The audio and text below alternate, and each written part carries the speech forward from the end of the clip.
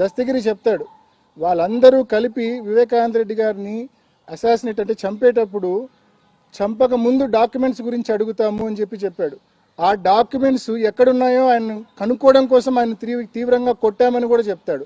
ఆ డాక్యుమెంట్స్ ఆయన ఎక్కడున్నాయో చెప్పిన తర్వాత వాటిని తీసుకున్న తర్వాత 2-3 సార్లు అవి కరెక్ట్గా వాళ్ళు అనుకున్నవే అని కన్ఫర్మ్ చేసుకున్నాకనే ఆయన చంపామని కూడా దస్తగిరి చెప్తున్నాడు.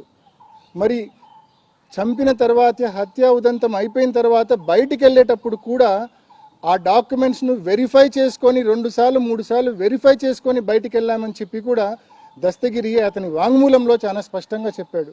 మరి ఇంత క్లియర్గా దస్తగిరి చెప్పిన తర్వాత ఆయన మీకు అత్యంత ఆప్తుడు కదా దస్తగిరి గారు. ఆయన బెయిల్ మేము ఆయన బెయిల్ క్యాన్సిల్ చేయమని కోర్టులో వేసినా కూడా మీరు ఆయనకు మద్దతుగా నిలబడతారు. ఆయనకు మద్దతుగా ఏకంగా లూత్రా లాంటి అడ్వకేట్ను పెట్టి మీరు మాపై పోరాడతారు. ఆయన దస్తగిరి గారి బెయిల్ రద్దు చేయమంటే దస్తగిరి గారికి యాంటిసిపేటరీ బెయిల్ ఇస్తే మీరు అడ్డుకోలేదు. చీటికి మాటికి ప్రతి అంశాన్ని అడ్డుకునే మీరు దస్తగిరి తానే మీ నాన్నను చంపానని చెప్తున్న దస్తగిరి గారికి యాంటిసిపేటరీ బెయిల్ వస్తూ ఉంటే మీరు కనీసం అడ్డుకునే ప్రయత్నం, అబ్జెక్ట్ చేసే ప్రయత్నం కూడా చేయని విషయం కూడా ప్రజలందరూ గమనించారనే విషయం కూడా మనవి చేస్తూ ఉన్నాం. మరి ఆ దస్తగిరి చెప్పినట్టుగా అంత కీలకమైన డాక్యుమెంట్స్ ఏవి అని అడగాల్సిన బాధ్యత మీ మీద ఉందా లేదా?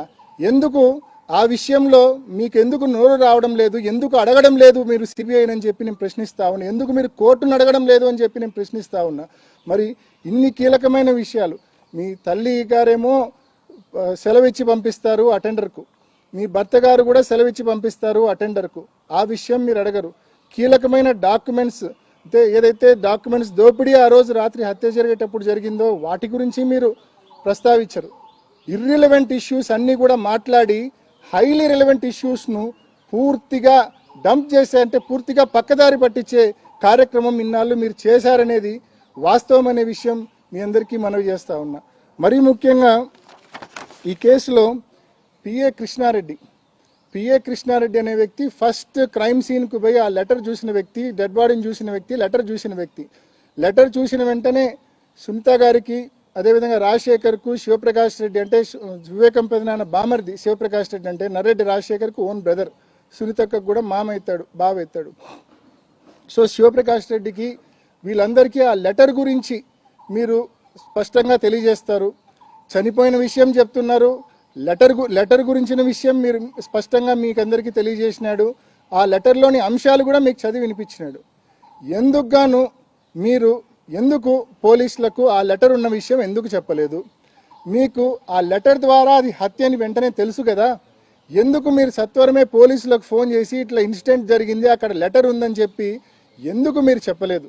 పైపెచ్చు ఎవరికీ లేని ఒక ఫెసిలిటీ సిబిఐ మా సునీతకి ఇచ్చింది. 2 ఉదాహరణలు మీ ముందు ఉంచుతా, 2 ఉదాహరణలు. ఒకటి 28 జూలై, ఆ స్టేట్మెంట్ కూడా మీకు ఇస్తాను. 28 జూలై 2020 రోజు సిబిఐ వాళ్ళు సునీతక్క దగ్గర వాంగ్మూలం తీసుకున్నప్పుడు ఆ రోజు లెటర్ గురించి అడుగుతారు. లెటర్ అనేది చాలా క్రూషియల్ ఎవిడెన్స్ కదా, అంటే టైమ్లీగా ఆ లెటర్ ఉన్న విషయం తెలిసింటే కన్నా సమయానికి అదే టైంలో తెలిసింటే ఇది 100% హత్య అని అందరికీ అర్థమయ్యేది కదా. అంత ఇంపార్టెంట్ లెటర్ను ఎందుకు దాచిపెట్టమన్నారు, ఎందుకు కన్సీల్ చేయమన్నారు అని చెప్పి సిబిఐ అడిగితే ఆమె చెప్పే ఆన్సరు, మాకు లెటర్ ఉన్న విషయము కృష్ణారెడ్డి గారు వాట్సాప్ పెట్టాడు, లెటర్ చూసాము, లెటర్లోని అంశాలు మేము చదివాము, నాన్నకు సంబంధించిన డెడ్ బాడీ ఫొటోస్ అన్ని కూడా మేము చూసామని చెప్పి ఒప్పుకుంటుంది. ఒప్పుకొని ఎందుకు బయట పెట్టలేదనే విషయానికి ఒక పెద్ద థియరీనే చెప్తుంది. ఊరంతా గొడవలు అవుతాయని, ఇంకొకటని రకరకాలైన కారణాలు కూడా చెప్పింది. 28 జూలై 2020 నాడు సరిగ్గా నెల రోజులకు 27 ఆగస్ట్ 2020 రోజు మళ్ళా సిబిఐ ముందుకు వచ్చి మళ్ళా స్టేట్మెంట్ ఇస్తుంది. ఆ రోజు ఏమని స్టేట్మెంట్ ఇస్తుందంటే, లెటర్ గురించి నేను లాస్ట్ టైం నెల క్రితం చెప్పింది అంతా తూచు, నాకేమీ గుర్తులేదు, లెటర్ గురించి నేను చూడలేదు, నాకేమీ గుర్తులేదు, ఎప్పుడో సాయంకాలం రాహుల్ దేవ్ శర్మ ఎస్పీ గారి చేతిలో నేను లెటర్ చూడడమే తప్ప అంతకు మించి నాకు లెటర్ గురించి ఏమీ తెలియదని చెప్పి నిర్మోహమాటంగా అబద్ధం చెప్తుంది.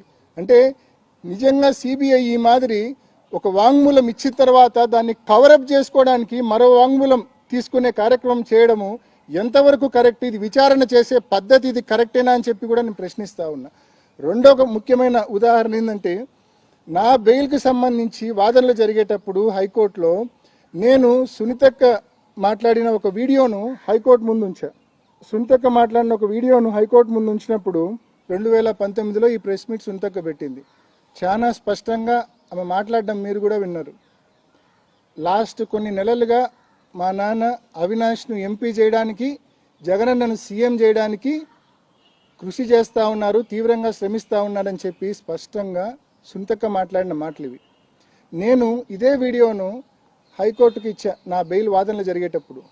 ఎంపీ టికెట్ మోటివ్ అంటారు, ఒక పక్క సొంతం కూతురే ఈ మాదిరి మాట్లాడింది, నా కోసం ఆయన తీవ్రంగా కృషి చేస్తూ ఉన్నమాట వాస్తవము అని చెప్పి ఈ వీడియో పెట్టినప్పుడు నాకు బెయిల్ వచ్చిన తర్వాత మళ్ళా సిబిఐ సునీతక్కను పిలిచి ఈ స్టేట్మెంట్కు మళ్ళా కవరప్, ఇది మార్చ్ 27, 2019 ఇచ్చింది. మే 31, 2023 అంటే 3 ఏళ్ల తర్వాత ఈ స్టేట్మెంట్కు, ఈ ప్రెస్ మీట్ వీడియోకు కవరప్ మళ్ళా పిలిచి ఎందుకు మీరు అట్లా మాట్లాడినారు అని చెప్పి సిబిఐ అడగడము, సునీతక్క చెప్పడం, నాకు సజ్జల రామకృష్ణారెడ్డి గారు అట్లా చెప్పమంటే నేను చెప్పినా అని చెప్తుంది. అయితే ఎంత విచారణలో ఎన్ని లొసుగులు ఉన్నాయో ఒక్కసారి గమనించమని కోరుతా ఉన్నా. అంటే ఒక్కసారి వాంగ్మూలం ఇచ్చినాక ఈ మాదిరి కవరప్ చేసుకునే కార్యక్రమం, ఇంప్రొవైజ్ చేసుకునే కార్యక్రమం ఎక్కడైనా జరుగుతుందా? నేను మీ ముందు 2 ఉదాహరణలు ఉంచా, 2 కూడా ఆన్ పేపర్ డాక్యుమెంటెడ్ స్టేట్మెంట్స్ కూడా మీ అందరికీ అందజేస్తా. అదేవిధంగా పండింటి రాజశేఖర్, నీరుగట్టు ప్రసాద్, షమీం వీళ్ళందరి స్టేట్మెంట్స్ కూడా మీకు అందిస్తా. రెండోది, మీరు ఫర్దర్ విచారణ ఏ కోణంలో అడగాల? ఇందాక చెప్పినట్టు డాక్యుమెంట్స్ థెఫ్ట్ ఏది ఉందో ఆ డాక్యుమెంట్స్ ఏంటివి అనేది, ఆ డాక్యుమెంట్స్ రికవరీ కోసం ఆ డాక్యుమెంట్స్ ఏంటివి అని రౌండ్ డిసీలు ఉన్నాయి డాక్యుమెంట్స్ మీద అనేవి వరకు దస్తగిరి చెప్తాడు. తర్వాత ఆ డాక్యుమెంట్స్ ఏంటివనేది దస్తగిరి కూడా చెప్పాడు. సో ఆ డాక్యుమెంట్స్ ఏంటివనేది విచారణ చేసి మాకు ఫర్దర్ ఎంక్వైరీ చేసి క్లారిటీ ఇవ్వమని అడగాల మీరు. అది అడగరు. అదేవిధంగా షమీం గారు వివేకం పెదనాన్నకు సంబంధించిన సెకండ్ వైఫ్ అనే విషయం అందరికీ తెలుసు. కేసులో కూడా ఇన్వెస్టిగేషన్లో కూడా ఎస్టాబ్లిష్ అయింది. ఆమెకు వివేకం పెదనాన్నకు ఒక కొడుకున్నారనే విషయం, షహన్ షా అనే ఒక కొడుకున్నారనే విషయం కూడా ఇన్వెస్టిగేషన్లో క్లియర్గా ఎస్టాబ్లిష్ అయింది. దాని మీద ఏం డిస్ప్యూట్ లేదు. మరి ఆ వారసుడికి కూడా భవిష్యత్తులో తప్పకుండా ఆయనకు సంబంధించిన ఆస్తి తప్పకుండా పోవాలి. మరి ఆ ఆస్తి పోవాలి కాబట్టి ఆ ఆస్తి పోకుండా ఉండడం కోసం ఇది మర్డర్ ఫర్ గెయిన్ అయిండొచ్చు. మరి ఈ మర్డర్ ఫర్ గెయిన్ కోణంలో ఎందుకు విచారణ చేయలేదని పొరపాటున కూడా మా సునీతక్క అడగదు, సిబిఐని కానీ కోర్టును కానీ ఎవరిని అడగదు. డాక్యుమెంట్స్ థెఫ్ట్ గురించి అడగదు, మర్డర్ ఫర్ గెయిన్ గురించి అడగదు. కేవలం ఇర్రిలవెంట్ ఇష్యూస్ మాత్రమే సిబిఐ ముందు లేకుంటే కోర్టు ముందు అడగడం ఆనవాయితీగా మనం చూస్తూ ఉన్నాం. ఇవన్నీ ఎందుకు అడగదనేది నిజంగా ఒక $1 మిలియన్ క్వశ్చన్. ఈ లెటరు నిజంగా లెటర్ దాచిపెట్టడం అనేది సీన్ ఆఫ్ క్రైమ్లో దొరికిన వాల్యుబుల్ పీస్ ఆఫ్ ఎవిడెన్స్.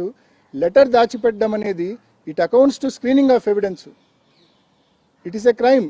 ముద్దాయిలు కావాలి వీళ్ళు, మరి ముద్దాయిలు కాకుండా ఎలా పోయినారనేది వీళ్ళకే తెలియాలి. మరి ఇవన్నీ కూడా నేను మీ ముందుంచిన ఉదాహరణలు. అండ్ మరీ ముఖ్యంగా ఒక పర్టికులర్ ఆస్పెక్ట్, 2021లో ఒక పెద్ద మనిషి మన మన మన తెలుగు మన ఆంధ్ర రాష్ట్రానికి సంబంధించిన ఒక పెద్ద మనిషి మరి ఢిల్లీలో ఒక కీలకమైన పోస్టులో ఉండడము, ఆ పెద్ద మనిషి ఆశీస్సులతో అప్పటి సిబిఐ డైరెక్టర్ గారు నియామకం కావడము, ఆయనను మరి సునీతక్క అనేక సార్లు రెఫరెన్స్తో కలవడము, చంద్రబాబు నాయుడు గారు సునీతక్క కలిసి ఒక టార్గెటెడ్ ఇన్వెస్టిగేషన్ దిశగా ఈ కేసును తీసుకెళ్లడము, వారికి నచ్చిన వారిని మాత్రమే సిబిఐ పిలిచి విచారణ చేసింది. ఏ లెవెల్ అంటే, నేను గతంలో కూడా ఎలక్షన్స్ ముందు పెట్టిన ప్రెస్ మీట్లో కూడా 2024 ఏప్రిల్ మాసంలో పెట్టిన ప్రెస్ మీట్ కూడా అదే నా చివరి ప్రెస్ మీటు.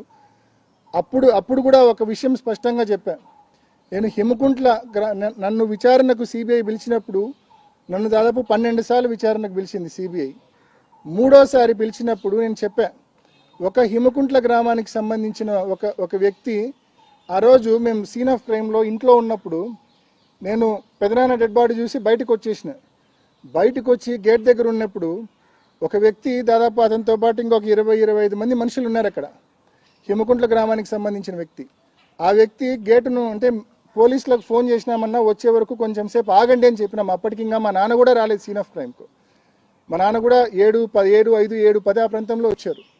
పోలీసులకు సిఐ గారికి నేనే ఇన్ఫార్మ్ చేసినాను, కొంచెం సేపు ఆగుదాము అని చెప్తే అక్కడ ఉన్న వాళ్ళు కొంచెం వివేకం ప్రధానం చనిపోయినారు, మా సార్ చనిపోతే చూడనీరా అని కొంచెం బాధపడి గట్టిగా అరిస్తే గేటును కాలుతో తంతే నేను వదిలిపెట్టేసినాం, లోపలికి అందరూ పోయి చూడండి అని చెప్పి. ఆ రోజు నేను ఆ విషయాన్ని సిబిఐకి చెప్పినాక మళ్ళా అది నేను ఆ వ్యక్తి అతనా కాదా అని చెప్పి వెరిఫై చేసుకోవడం కోసం కనుక్కుంటే ఆ వ్యక్తి ఎన్నో ఇంట్రెస్టింగ్ ఇష్యూస్ చెప్పినాడు. ఆ వ్యక్తి దగ్గరికి 2020లో సునీతక్క ఆమె భర్త రాజశేఖర్ గారు వెళ్ళారంట. వెళ్ళి నువ్వు సీన్ ఆఫ్ క్రైమ్కు ఫస్ట్ పోయినోళ్ళల్లో నువ్వు కూడా ఒకడివి, నిన్ను సిబిఐ వాళ్ళు పిలుస్తారు, అక్కడ జరిగింది అడుగుతారు, వాళ్ళు అడిగిన విషయం నువ్వు చెప్పాలంటే తప్పకుండా చెప్తా, అక్కడ జరిగింది వాళ్ళు అడిగింది తప్పకుండా నాకు తెలిసినంత వరకు నేను చెప్తానమ్మా అన్నాడంట. అట్లా కాదు, వాళ్ళు అడిగినప్పుడు అవినాష్ రెడ్డి నీతో గుండెపోటు అని చెప్పినాడని చెప్పి నువ్వు చెప్పాలా అని చెప్పినారంట. ఎవరు భార్యాభర్తలు ఇద్దరు ఆయనకు. అంటే నాకు అట్లా చెప్పలేదు కదమ్మా, నేను ఎందుకు చెప్పాలి అట్లా అన్నాడంట. అంటే లేదు మా నాన్నకి ఎంతో మంచి శిష్యుడివి నువ్వు, మా నాన్నకు చాలా ఆప్తుడివి నువ్వు అట్లా చెప్పి తీరాల్సిందే అని చెప్పి ఆయన మీద ఒత్తిడి తీసుకొచ్చినారు. నేను చెప్పనమ్మా, జరిగినట్టు చెప్పాలంటే ఏడైనా చెప్తాము, మీరు చెప్పమన్నట్టయితే నేను చెప్పనమ్మా, అది అబద్ధము, నేను చెప్పనమ్మా అన్నాడంట. వాళ్ళు వెళ్ళిపోయి నువ్వు ఆలోచించుకో అని చెప్పి వెళ్ళిపోయి మళ్ళా ఒక వారం తర్వాత రెండోసారి ఆ హిమకుంట్ల గ్రామానికి సంబంధించిన వ్యక్తి దగ్గరికి రెండోసారి వెళ్ళారు. వెళ్ళి మళ్ళీ ఒత్తిడి తీసుకొచ్చారు. మేము చెప్పమన్నట్లే నువ్వు స్టేట్మెంట్ ఇవ్వాలా, మేము ట్రైన్ చేసినట్టే, మేము ట్యూటర్ చేసినట్టే నువ్వు స్టేట్మెంట్ ఇవ్వాలా సిబిఐకి అని చెప్పి ఆ వ్యక్తి మీద ఒత్తిడి తెచ్చారు. అతను రెండోసారి గట్టిగా చెప్పడంతో, నేను చెప్పను అని గట్టిగా చెప్పడంతో వాళ్ళు వెనక్కిపోవడం జరిగింది.